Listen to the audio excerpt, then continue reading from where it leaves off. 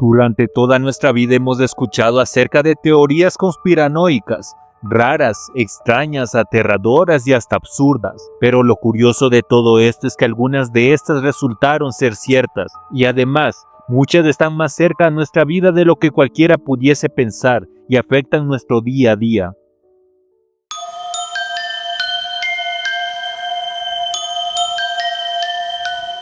Estas teorías por mucho tiempo fueron tomadas como inventos o simples creepypastas, pero por algún descuido o filtración de información se pudo dar indicios de que son reales, lo que las vuelve mucho más aterradoras. Proyecto MK Ultra o control mental. El proyecto MK Ultra fue un programa secreto de la CIA que operó entre 1953 y 1973, con el objetivo de desarrollar técnicas de control mental, lavado de cerebro e interrogación. Para ello, la agencia experimentó con drogas, hipnosis, electroshocks y otras prácticas extremas en civiles y prisioneros sin su consentimiento. Después de la Segunda Guerra Mundial, Estados Unidos y la Unión Soviética entraron en la Guerra Fría. En este clima de paranoia, la CIA temía que los soviéticos, chinos y coreanos estuvieran desarrollando métodos de control mental para convertir prisioneros de guerra en espías o agentes traidores. Para contrarrestar esto, la CIA comenzó a investigar si era posible manipular la mente humana, borrar recuerdos o implantar ideas en las personas. Así nació MK Ultra, aprobado por el entonces director de la CIA, Allen Dulles, en 1953. La CIA llevó a cabo experimentos en universidades, hospitales, prisiones y bases militares, sin que los sujetos supieran lo que se les hacía. La CIA administró ácido lisérgico, o mejor conocido como LSD, a miles de personas, incluidos soldados, prisioneros, pacientes psiquiátricos y ciudadanos comunes, sin informarles, pues se creía que el LSD podía romper la voluntad de una persona y hacerla más susceptible a la manipulación. Incluso se probó en agentes de la CIA y oficiales del gobierno sin previo aviso, causando paranoia, alucinaciones y colapsos mentales. En prisiones de Estados Unidos y países aliados, la CIA sometió a prisioneros de electroshocks, privación del sueño y aislamiento extremo para estudiar la manipulación psicológica. Uno de los lugares más infames fue el Allan Memorial Institute, en Canadá, donde el psiquiatra Donald Ewen Cameron realizó experimentos para borrar memorias y reprogramar, entre comillas, la mente humana. En el proyecto Operación Midnight Climax, la CIA utilizó burdeles en San Francisco y Nueva York para drogar a clientes sin su consentimiento y estudiar su reacción. Agentes de la CIA observaban desde detrás de espejos falsos, mientras los hombres eran drogados con LSD. Durante años, MK Ultra fue considerado una simple teoría de conspiración, hasta que en 1975, el Congreso de Estados Unidos descubrió evidencia del programa gracias a las investigaciones del Comité Church. El escándalo estalló cuando periodistas y testigos expusieron los experimentos inhumanos. En 1973, el entonces director de la CIA, Richard Helms, ordenó destruir la mayoría de los documentos de MK Ultra para evitar un escándalo. A pesar de esto, algunos documentos sobrevivieron, lo que permitió reconstruir la historia del programa. En 1977, el Senado realizó audiencias sobre MK Ultra y descubrió que miles de personas fueron víctimas sin saberlo. En 1995, el presidente Bill Clinton se disculpó públicamente por los experimentos de la CIA en ciudadanos estadounidenses. Algunos creen que MK Ultra nunca terminó por completo y que sus técnicas se siguen usando en interrogatorios modernos. El engaño del tabaco. En sus inicios, el tabaco era promocionado como una planta con propiedades curativas para males como el dolor de garganta. Alrededor de los años 1560 se le dio virtudes medicinales comprobadas y con ello adquirió una fama medicinal. Cuando empezó a ser industrializado y utilizado por gran parte de Europa, las investigaciones acerca de los problemas que causaba el tabaco eran muy pocas. En 1920, los primeros estudios médicos advirtieron sobre el peligro que representaba para la salud, pero por su gran acogida, gran parte de estos estudios fueron olvidados e ignorados. En 1950, trabajos de investigación demostraron que el consumo de cigarrillos estaba íntimamente vinculado con el cáncer de pulmón. Pese a ello, la opinión pública dudaba de estas investigaciones. Muchos piensan que esta divergencia de opinión se debía a campañas realizadas por las empresas dueñas de los cigarrillos, con el objetivo de diluir estas investigaciones, y a la final resultaron ser ciertas de estas teorías. Las mayores empresas de cigarros del mundo se pusieron de acuerdo para generar debate y de alguna manera la venta de sus productos no se vieran afectadas, puesto que sabían muy bien que fumar causaba cáncer y la nicotina era adictiva. Pero en lugar de reducir sus componentes, intentaron desviar la atención del público del daño que en realidad causaban a la salud. Obsolescencia programada de la bombilla. Todas las empresas del mundo están constantemente interesadas en que gastemos nuestro dinero, y en el mundo de las bombillas es igual. Por ello, la obsolescencia programada, es decir, cosas diseñadas deliberadamente para fallar, son muy comunes en nuestra actualidad.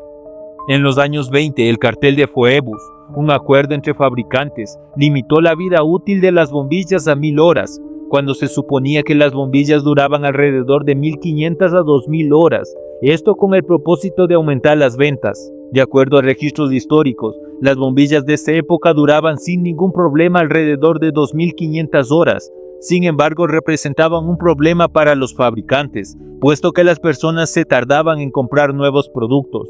El cartel de Phoebus estaba integrado principalmente por las compañías más grandes del sector de la iluminación, como Osram en Alemania, Philips en Países Bajos, General Electric Estados Unidos, Compagnie des Lampes Francia, Turnsram Hungría y AEG en Alemania.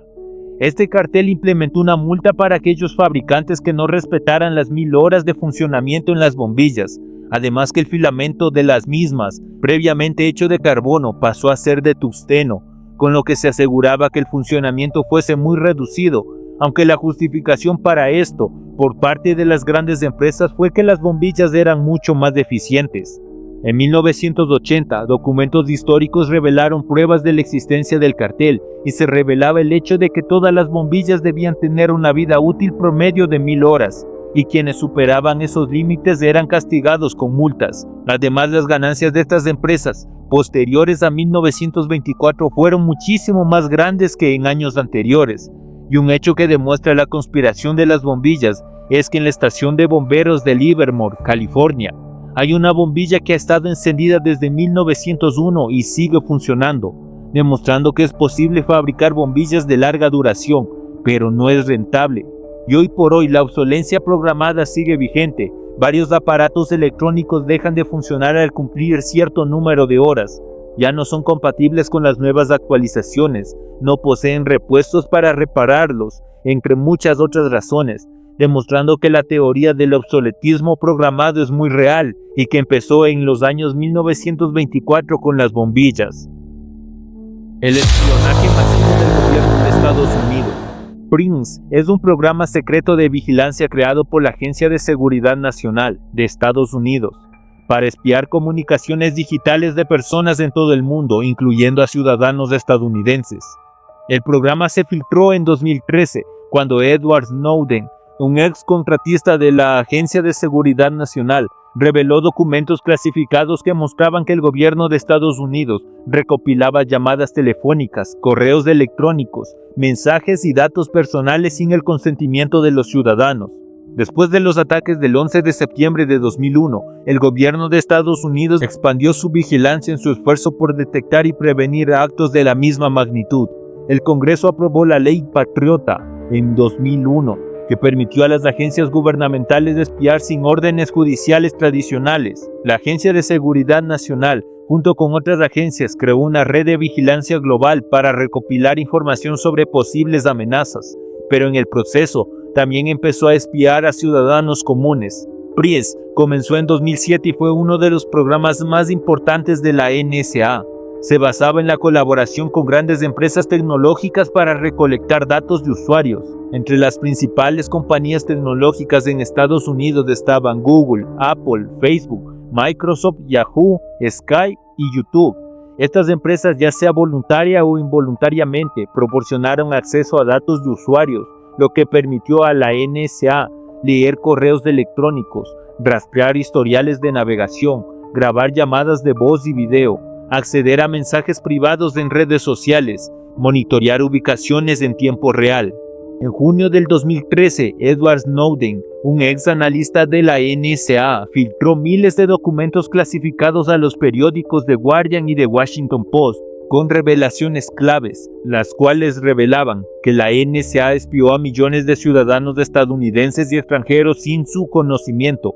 Empresas tecnológicas colaboraron con el gobierno proporcionando datos de sus usuarios.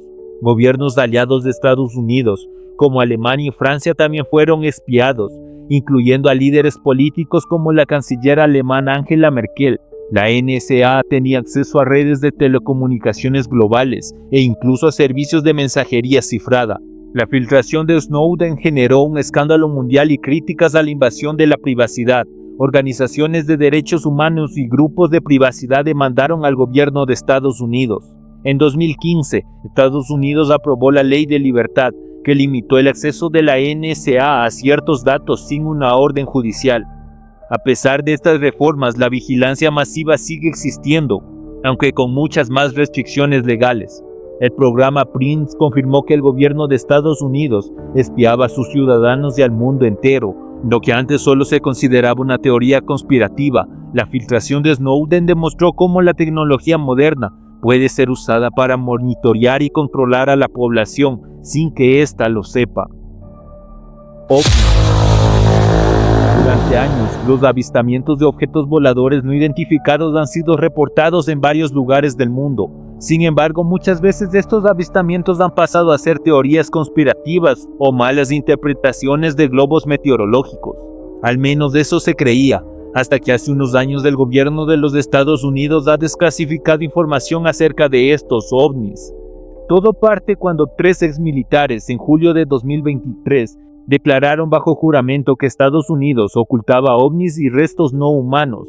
El testimonio de David Grush, oficial de inteligencia de la Fuerza Aérea de Estados Unidos, afirmó que autoridades de Estados Unidos están en posesión tanto de naves extraterrestres como del resto de sus ocupantes.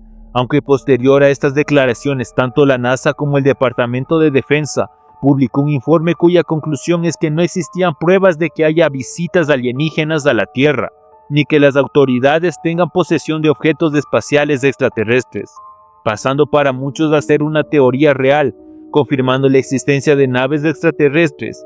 Sin embargo, con la premisa de que aún no estamos listos para conocer completamente esa información. A lo largo de la historia, muchas teorías que parecían paranoia o ciencia ficción terminaron siendo totalmente reales, desde experimentos secretos con control mental hasta el espionaje masivo de nuestros datos. Estas historias nos demuestran que, a veces, la realidad supera a la conspiración. Espero te haya gustado este video.